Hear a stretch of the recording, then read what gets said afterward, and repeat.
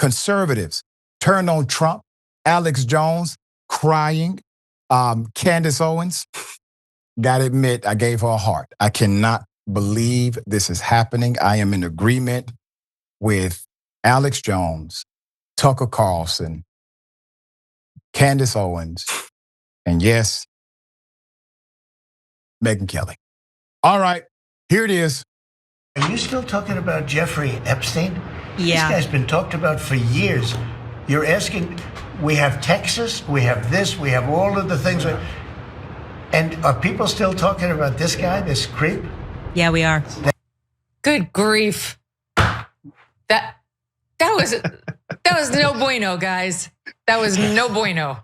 Okay, President Trump had the same problem there that Caroline Leavitt had yesterday.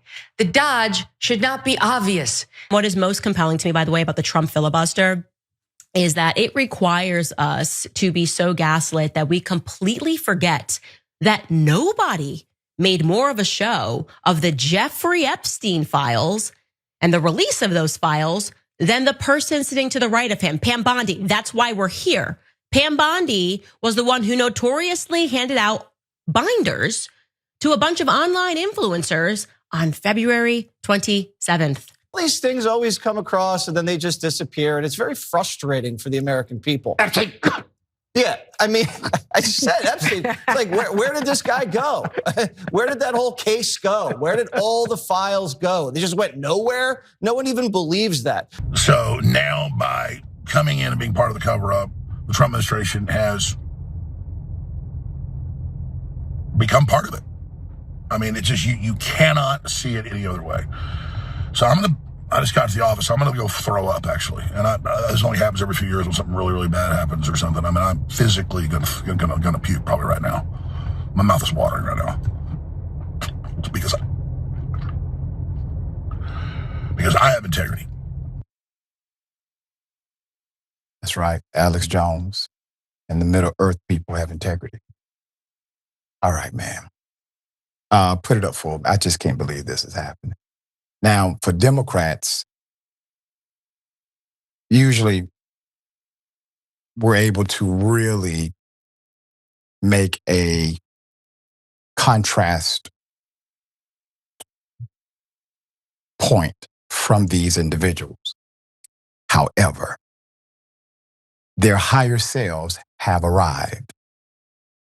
And it took the Epstein thing to get it there. To Democrats, please, for the love of all things sacred, don't talk about nothing else but this to MAGA. Nothing else. Don't say anything about money. Don't say anything about healthcare. Talk about this. Why? Because this is what they care about. We found it. We didn't find it. They did. Actually, Trump found it for us. Please stay on this to MAGA. Whatever you got to do. This is your winner here. I know it's not the most buttoned up topic. And it's rooted in the conspiracy theory, but hell, even we knew something wasn't right about the Epstein story, right? Stay there. So conservative media figures have voiced their anger. They are all in unison. Roseanne Barr says, Mr. President, yes, we still care about Epstein. Is there a time to not care about child sex trafficking? Read the damn room. Read the room. That's why he's there. Alex, he's not all of a sudden part of the cover-up. Do you really think he just got there and said, I'm going to be part of a cover-up? Maybe he was part of something else prior to him being part of the presidential aspect of the cover-up. Never thought of that. You really think Trump is protecting somebody? When has Trump protected anybody but his damn self? And yeah, we can go down conspiracy lane here about intelligence agencies and foreign government, but we know the character of Trump is not one of integrity. Whatever his reason is not righteous. So it's not just public figures who are turning on Trump because of this. I'm a Trump supporter, and I'm going to tell you this right now. If this is the verdict, there's no Epstein client list, then all of us that have installed Bongino and Cash Patel, the whole Trump administration, period, All they talked about was transparency. If we don't get accountability for the thousands of victims that were abused, who knows what type of crimes we're talking, then I'm jumping ship. And all of you should as well. We're not buying what you're selling. We watched the FBI pull out all these things from Epstein Island.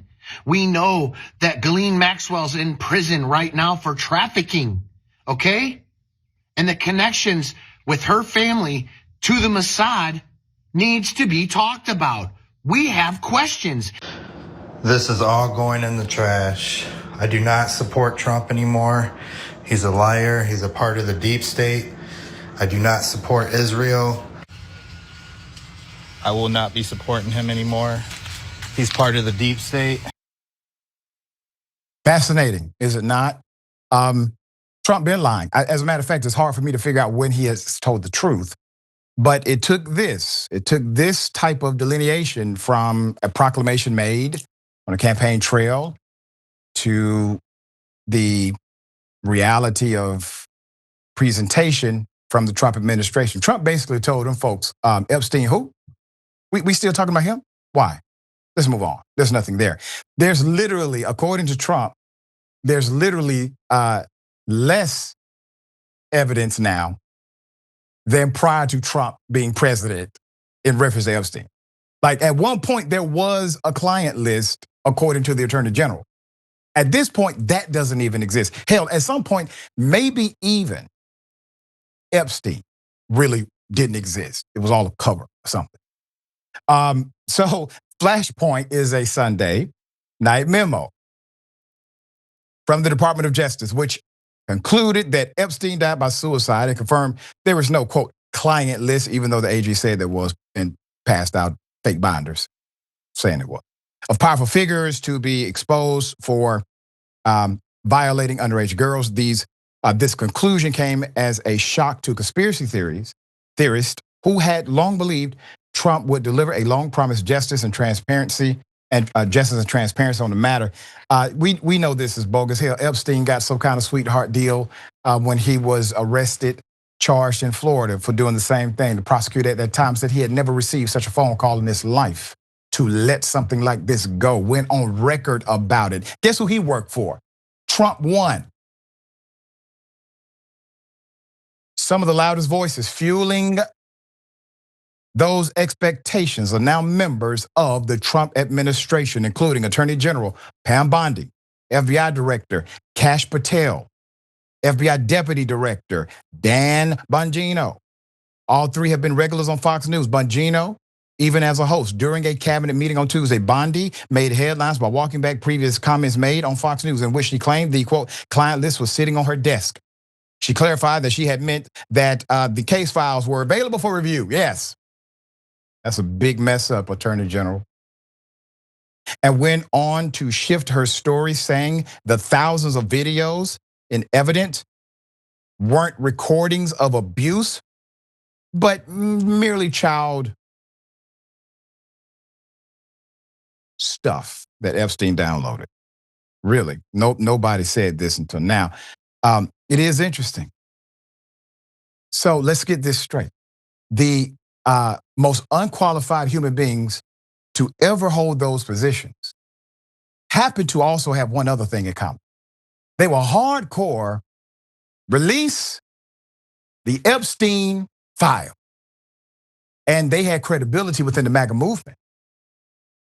So their qualification seems to potentially be the fact that they all had this particular brand connected to this case. And then in unison, all of a sudden, they are saying the same chorus. Just something to think about. So, QAnon, they're back. QAnon influence, wing of the MAGA movement, has been furious. You see, these individuals are true believers. Are they authentically wrong? Yes, but they happen to be authentic in their wrongness. So the QAnon influenced part of MAGA has been furious over the lack of transparency and the shifting explanations. Frustration was palpable, though measured, in this surprising Fox News segment, which delivered uncharacteristically harsh criticism of the Trump administration. Coming from such loyalists, the rebuke marked a significant pivot. Quote, President Trump and his AG hoped that they had put an end to the Epstein story, end quote. Ingram said after airing clips of Bondi, Patel, and Trump discussing the case and what she described as an inconsistent manner. Here it is. There's a moment where you had some hesitation about Epstein, releasing some of the documents on Epstein. Why the hesitation? I don't think I'm not involved. I never went to his island, fortunately. But a lot of people did. Why is the FBI protecting the greatest pederast, the largest scale pederast in human history? Simple, because of who's on that list. You don't think that Bill Gates is lobbying Congress night and day to prevent the disclosure of that list? And why is it that the Senate, and good for Senator Blackburn to try to get it out, but then Dick Durbin comes over the top and says, no, we're not going to release the names. I don't care about the list itself, but he released the names, right? And I've said it, Dan Bongino said it, we've reviewed all the information and the American public is going to get as much as we can release. He killed himself. Do you think, let's play out the logical conclusion of this. Do you think that myself, Bongino, and others would participate in hiding information about Epstein's grotesque activities? Or do you think we would also participate in not prosecuting people we had evidence to prosecute people on?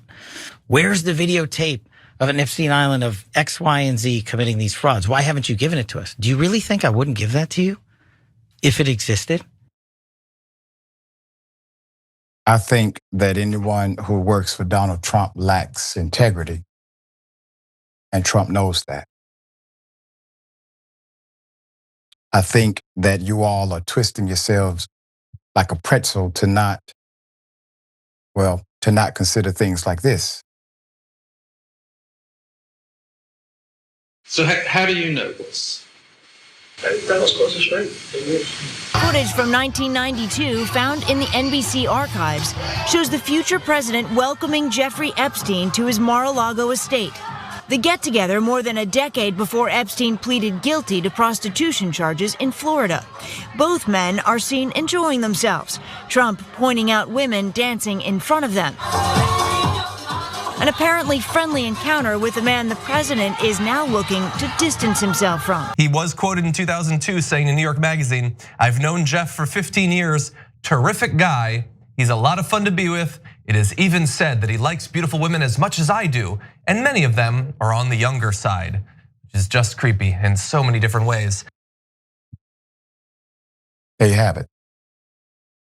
Your decision to make. All right, Elliot, thoughts, dear brother? I have to say there's a lot of dark stuff going on in the world right now, both here and abroad. But if you were to ask me to list out the funniest things this administration has ever done, it would not be a long list, but this would definitely be on it. I do think that if you spend a lot of years courting a particularly conspiratorial group of people, you have to continue playing that game. Otherwise, it's going to bite you in the end. And I think this is not going as well as maybe they thought it would. And also, I'm fascinated by conspiracy theories. I'm fascinated by the sincere belief in them that a growing number of people tend to have. And one particular quality about conspiracy theories is that they always have some element of unfalsifiability. So if you imagine the UFOs, then it could always be in some bunker somewhere that no one knows about yet. So there's always the carrot in front of the stick that you can kind of keep walking toward. Going out and saying, no, this didn't exist. It has never existed. And also saying, why are you still asking about it, is probably the worst thing you could possibly say to a group of people. I also think that there is something wrong. There is something conspiratorial going on here. And I think it is okay to call that out, especially because it's one of the few things right now that people on both sides of the political aisle can be like, yeah, there's something really weird about this. Yeah, very well said. We'll bring you updates as they develop, guaranteed to do so. Once again, Democrats, don't blow this one.